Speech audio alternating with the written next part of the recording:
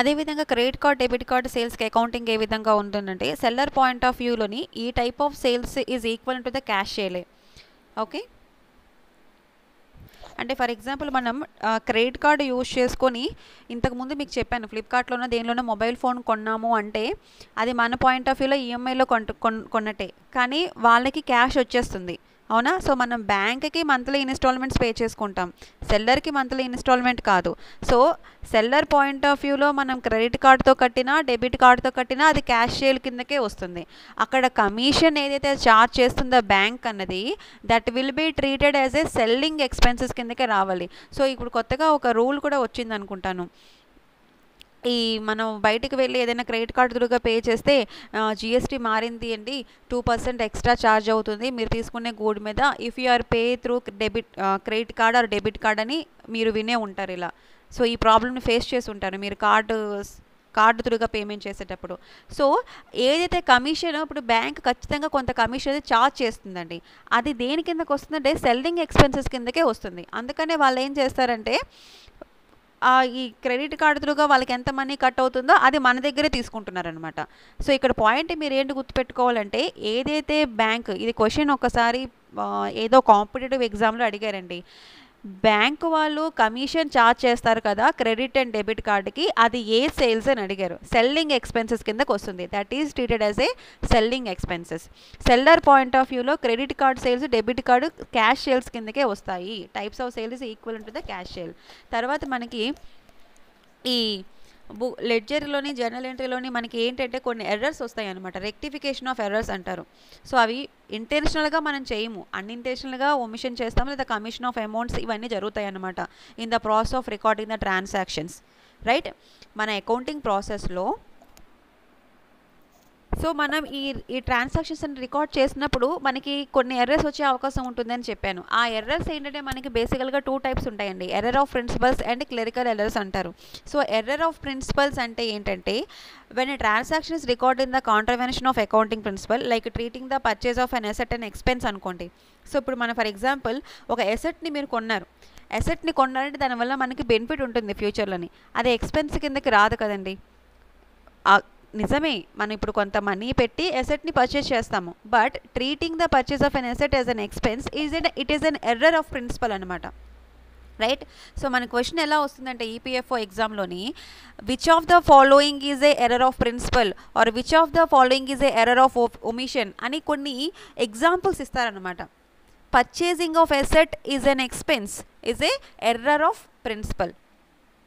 So అంటే ఇక్కడ ఏంటి, మనం there is no effect on the trial balance since the amount are placed on the correct side. So ఒకవేళ మనం అమౌంట్ని కరెక్ట్ సైడ్ పెట్టినప్పటికీ మనకి ట్రయల్ బ్యాలెన్స్లో ఎలాంటి ఎఫెక్ట్ అనేది ఉండదు, ఎందుకంటే it is a wrong account.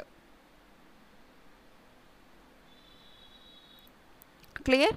So మనకి ఇక్కడ క్లరికల్ ఎర్రర్స్ అంటే ఏంటి, these errors arises because of the mistake committed in the ordinary course of accounting work. అంటే ఏమైనా మిస్ చేసినప్పుడు అకౌంటింగ్ ప్రాసెస్ చేసినప్పుడు అకౌంటెంట్ ఏమైనా బై మిస్టేక్గా యాడ్ చేయకపోతే వాటిని క్లరికల్ ఎర్రర్స్ అంటారు.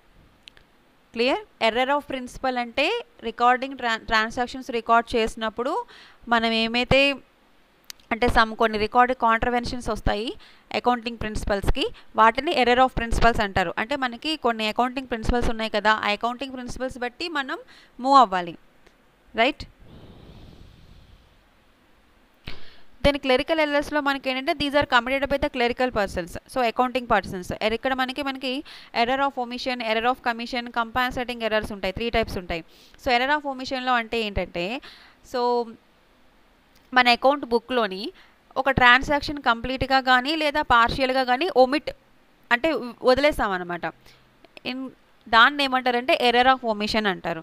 అంటే ఫర్ ఎగ్జాంపుల్ మనం ఒక ఫర్నిచర్ని క్రెడిట్ బేసిస్ మీద కొన్నాం, దాన్ని రికార్డ్ చేయలేదు, not recording the credit purchase of the furniture or not posting in the entry in the లెడ్జర్లో ఏదైనా ఒక ఎంట్రీని పోస్ట్ చేయకపోయినా, లేకపోతే క్రెడిట్ బేసిస్ మీద ఫర్నిచర్ని కొంటే దాన్ని ఎంట్రీ చేయకపోయినా, ఇవన్నీ మనం స్వతహాగా చేయకపోయినవి కదా, సో వీటిని ఎర్రర్ ఆఫ్ ఒమిషన్ అంటారు. సో ఇక్కడ చూడండి, which of the following is a error of omission? Option A purchase of asset as an expense, option B wrong side entry. Option C, not record the credit purchase of the furniture.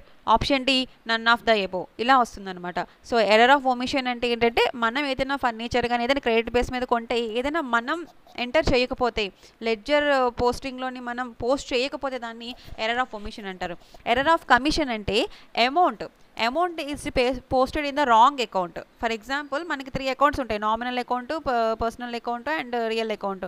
ఈ అమౌంట్ని మనం correct అకౌంట్లో post చేయాలి. In case ఈ అమౌంట్ని wrong అకౌంట్లో post చేస్తే దాన్ని ఏమంటారు, రాంగ్ సైడ్లో పోస్ట్ చేస్తున్నాం కదా, సో దాన్ని ఏమంటారు, ఎర్రర్ ఆఫ్ కమిషన్ అంటారు. ఓకే, ఇన్ కేస్ ఈ అమౌంట్ని మనం రాంగ్ అకౌంట్లో పోస్ట్ చేస్తే దానిని ఎర్రర్ ఆఫ్ కమిషన్ అంటారు. ఇన్ కేస్ మనం లెడ్జర్లోని లేకపోతే మనం పర్చేస్ చేసింది ఏదైనా కానీ ఆ అకౌంట్లోని పోస్ట్ చేయకపోతే దాన్ని ఎర్రర్ ఆఫ్ ఒమిషన్ అంటారు.